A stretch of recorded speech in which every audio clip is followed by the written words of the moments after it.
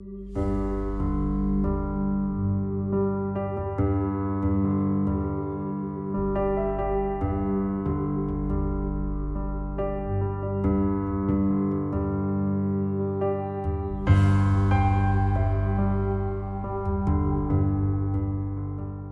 knew from an early age, like 6, 7 years old, that I wanted to be an artist. I was engaged in coloring and drawing, and whenever it was offered in grade school, I always participated. And when I got to 10th grade, Minneapolis South High, there was a 2-year experiment with modular scheduling, and it was meant to prepare us for college. And it was a disaster for an inner city school because we were so undisciplined and we had all this free time that there was more opportunity to goof off. And so I didn't make it back to a lot of my classes. I didn't stay on top of my studies. I knew after one semester I wasn't going to succeed in that format, and I went to my counselor and asked if I could transfer to a school where I could focus on art. And she told me that was a terrible choice. There was no money, no future in art. And so I said, well, it's either that or I drop out of school. And she allowed me to drop out of school. And so I gave up art, got into a lifestyle of party and addiction for the next 20 years. And in 1989, I became sober. And in 1990, I enrolled in the University of Minnesota, hoping to get into the health sciences and out of construction. So 2 things happened when I was there at the university. I got involved with the Native American community on campus, and I started to take some art classes as part of my CLA requirement. And it stimulated this artistic spirit in me that's been dormant for 20 years. And during that 20 years, I would look back with resentment towards this counselor and wondered where I'd be today if she had supported my desire to go to an art school. And so when I started taking art classes at the university, I immediately changed my focus from health sciences to art and got back into painting and drawing. And then also I got involved with the Native American community on campus, and it was something that was happening in my life anyways. I grew up assimilated as part of these government campaigns. And so I was not taught everything by my parents, who were not taught everything by their parents or my grandparents. And so, like a number of these students, we were hungry to go back and learn the languages and other heritage events. And so it felt good to be a part of this group. And so when I started painting, I started to paint about things that were in my worldview. I graduated in 1995, and I had my first solo exhibition. It was at my graduating show, and it was well received. It was wowed. And since then, I have found that one opportunity has led to 2 more. A few years later, I was getting invitations to shows and getting published in newspapers, and people were buying work, not fast and furious, but some were. And then the museums started to become interested in my work. And it was at that moment I was able to reconcile that resentment towards that counselor, because I realized to be where I'm at today, I had to take the path that got me here. And that included her directing me in this direction.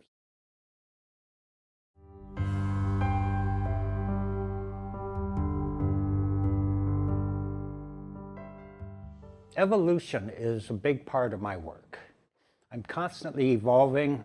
I started out painting again at the University of Minnesota in my very first painting class, and it was the first time painting or coloring in years since Minneapolis South High. It's difficult for me to describe some of these questions because I don't define things to myself. I don't define why I like blue or this or that. But color is important to me. I mean, I see it all over in the natural world, in beautiful sunsets, birds, tropical fish, frogs, minerals, all over the world. The natural world just has a fantastic display of color, and it appeals to me. when I walk into a gallery or museum, it's the color that first grabs my eyes. Then I start to go over and look closer at something. And so when I started painting again, I took this color theory class, which turned out to be the most important class out of my training. And I learned how to use color to create drama, distance, juxtaposition of colors, and what all that could have meant.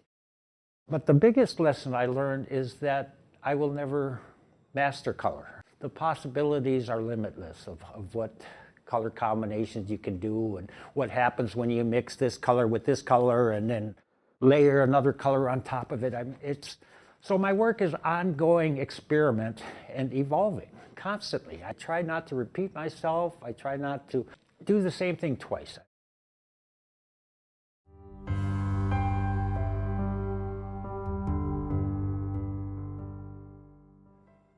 You know, when I started painting again at the University of Minnesota again, I started to do what was natural to me, and that was storytelling.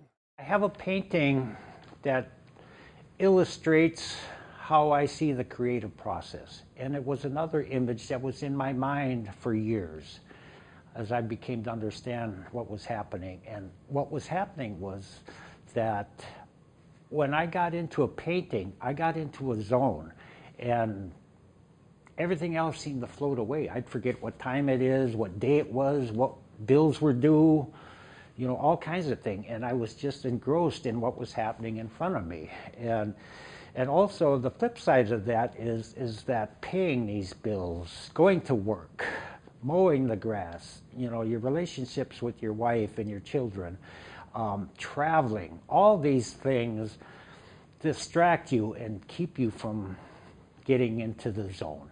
And for me, I illustrated the zone as this gas oven, and there's an artist on his hands and knees putting his head in the oven, and he's reaching up and cranking up the gas. And through the back of the oven, this exhaust pipe goes up, and it goes through, it's in this landscape of reality, of trees and houses and cars and people and lawnmowers and golf clubs. And then it goes up to the sky and it goes into this second panel. This is a very tall triptych, 12 feet tall painting by 7 feet wide.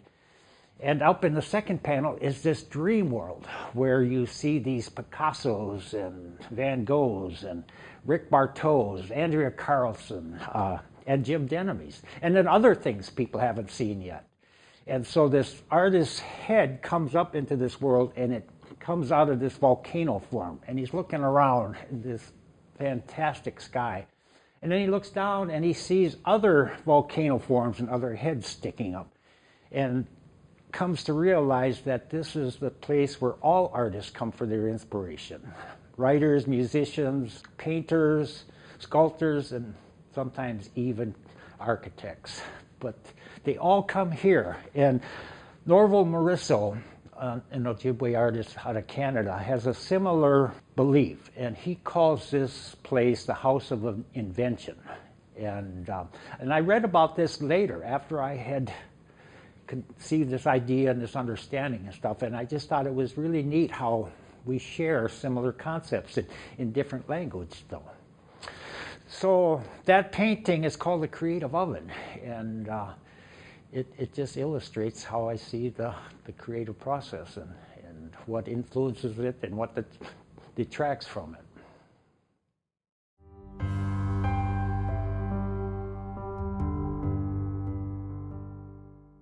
Humor is innate in me, and I think Native people in general. I was told back when I was at the U that humor was a defense, survival tactic to help counteract the changes of colonialism, the reservation systems, you know, taking away spirituality, language, identity, and then being thrust into this new way of living, which was so foreign and new that, you know, and there was a lot of trauma involved with it. And so humor was able to help offset some of that. So I use it in my paintings mostly my political, social paintings, to help diffuse the tension in some of the more stressful topics. And I also use color to try to tone down any tension. And then so it invites the viewer in, and then I'm able to zap them with my truth, or not just my truth, but the truth. I don't invent anything. I comment about things, and I comment on fact and history. I don't ad-lib to a story to change it to my point of view. I stick to the narrative. I don't want to put my thumb in somebody's eye and say that white people are responsible for this and responsible for that, when it's specific people like Andrew Jackson and Donald Trump. So I always identify who I'm speaking about, and I refrain from generalizing to everybody.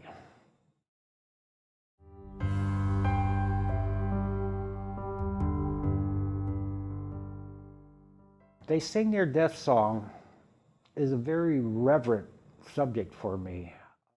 It goes back to when I did my painting Off the Reservation, or Minnesota Nice, and it's a painting about the 1862 Dakota War. And it was history that I learned coming back to the university and started to take some of these history classes. And it was history that angered me, how Native people were being treated and lied to and cheated during their treaty negotiations and all over. And some of this led to the uprising, the start of the 1862 Dakota War. And so this was, again, history that was new to me, and when I did learn about it, it affected me in a profound way. And so I knew I wanted to do a painting about it. And again, for years, these images develop in my head, and they're always on my mind in the background. But then in 2012, the 150th anniversary of the uprising was coming. And so there was a big, important exhibition about it at the Two Rivers Gallery. And so I decided that I need to do this painting for that exhibition. And so I went back and I started to do some more research to refresh my understanding of the whole event. And one passage I came across was when the 38 Dakota warriors were standing on a gallows, and just before they were to be hung, somebody said that they were holding hands and singing their death song. And that hit me in the chest, in the heart. And so that has stayed with me ever since. And so I've always wanted to do something to honor these men, but I didn't want to do anything blunt, like just show 38 people hanging. And I didn't know what to do. But like I said earlier, my work evolves from one painting to the next. I try to take it to a new place, to a new image, to a higher level, something different. And so I started to do these totem paintings about 5-7 years ago. And they're 3, 4, 5-headed paintings or heads coming out, and it was something new for me. I used to do these 3-headed portraits side by side in a horizontal format, and it was common sense. There was nothing really terribly surreal about it, but when I stood them up and started to put them in this totem form, then they became half people, half animal, and it was new to me. It was exciting. And so I continued this series, and they evolved into different types within that same series. And one, when I was doing my portrait painting, creative portrait, I decided to put a noose around one of the portraits, and wow, now this is something very profound. And so I worked on, and then it became this series of paintings called Condemned. And it was about the 38, but nobody in particular. And I only did maybe 6 or 7 of them, not many in that. But then I started to evolve these totem paintings, and I thought, well, what if I put a noose around one of these guys? And then we made these 4-headed totems out of it. And to me, it became about the 38, but it became about their spiritual identity. I don't know these men by name. I don't know anything about them, but I do know that I admire them and respect them. And so that's what these paintings are about.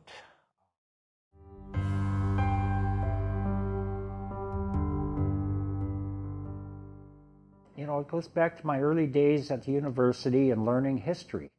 And to me, I was surprised that this history is not made available more widely in public school curriculums. You know, it's not until you get to higher education that a lot of this is presented. And even then, you have to select the right classes to get to it. So yeah, it became important for me to paint about this history that I just learned about. And again, I paint about the facts, the history, and the truth. And I don't create any stories, I just comment on what happened. But I use a creative language to do so. So I've painted about treaty rights, casinos, and other political issues involving Native American and the U.S. government. And so yes, Standing Rock and Wounded Knee, well, they're two different events, but they both evolve out of the same mindset, this white supremacy, this racial inequality. You know, I started to witness the events at Standing Rock on Facebook. I was dealing with cancer treatments in 2016, and so I was unable to go to Standing Rock.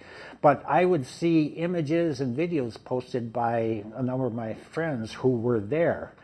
And so I saw some of these horrific videos of this private security company who was hired, and they brought in these attack dogs, and they attacked unarmed people with clubs, mace, and one woman, well, some of these dogs were let loose, were charging the people. And this one woman, I saw in her video, she was gleeful that she was in this event, and she was pushing her dog at people. And so I responded. I mean, I was angered. I was just, oh golly, I just can't believe this is still happening. And then so I made a sketch about what I saw. I didn't sketch from the screen. I sketched from my memory of what I saw.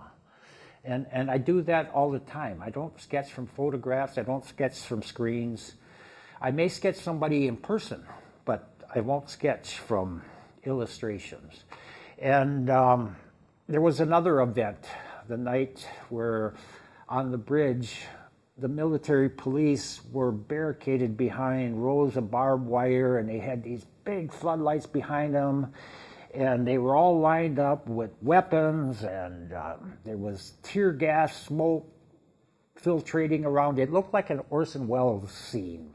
And they were attacking these unarmed people with shooting them with rubber bullets, percussion grenades, and tear gas. And then there was a militarized vehicle with this water cannon on it. And they were shooting people with these water cannons in 28-degree weather, which was inhumane. I mean, it's just vicious how they were treating these people. And so again, I had this strong reaction to it, and I did this sketch of it, you know, that night or the next day. And then these became paintings eventually.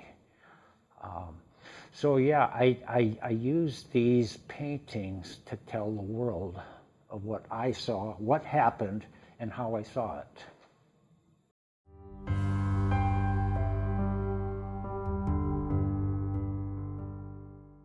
Vatican Cafe comes out of a series of paintings and drawings called the Tonto and Lone Ranger series. And I use voice bubbles, and they have a conversation, and Tonto and the Lone Ranger are metaphors for native and mainstream cultures. And so I use this dialogue to express, again, my viewpoint of what I am seeing and mostly how I feel about it. And so I have maybe like 12 or 15 sketches of different dialogues. I have notebooks of different dialogues that haven't been turned into sketches yet. But one in particular, I was doing a residency at Portland State University in, I think, 2009 or 2010. And I was in a hotel room channel surfing, and I saw this scene where this guy was talking about seeing the image of Jesus Christ on his toast. And I yelled at the TV, "How's it taste?" So, and I thought, wow, that'd be a great Tonto and Lone Ranger episode. And so I made the sketch, and then I made the painting, which is in this exhibition. And so it's a vehicle to speak about viewpoints of Native culture and seeing the world. And it's funny how Christianity comes up more often than not. And I've learned that Christianity is such great fodder for stories and teasing, and because Christianity has been detrimental to Native communities in the U.S. and indigenous communities around the world. I comment about those from my perspective. I'm not Christian. My mom sent me to church and my brothers when we were kids, but I knew instinctively that this did not apply to me. This did not belong to me. I don't want to learn about Christianity.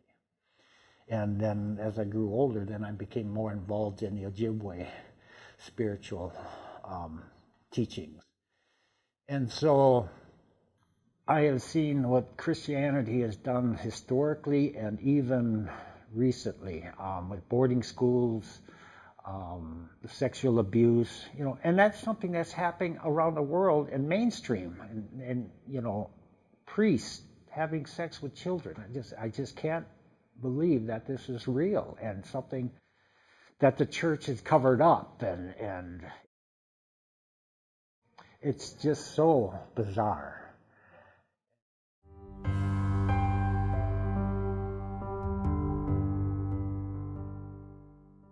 I really take risks talking about some of this subject matter and exposing my positions, my beliefs, my viewpoints. And I've said in my artist statements or talking about my work, I try to be as honest as I can. I try not to copy people or any other artists. My voice, my images are original. A friend of mine, one of my exhibitions, I don't remember exactly which painting it was, but it was one with very strong political content to it. And he asked me, how do I expect to sell this thing? I said, I don't. I only hope that people remember it. And so I hope people walk away from this exhibition with an experience that they can't explain, that they feel something, and that maybe they can define something. The colors, the political commentary, they acknowledge the risks that I take in doing so. So yeah, I hope people walk away with something that they will remember and they will tell other people about.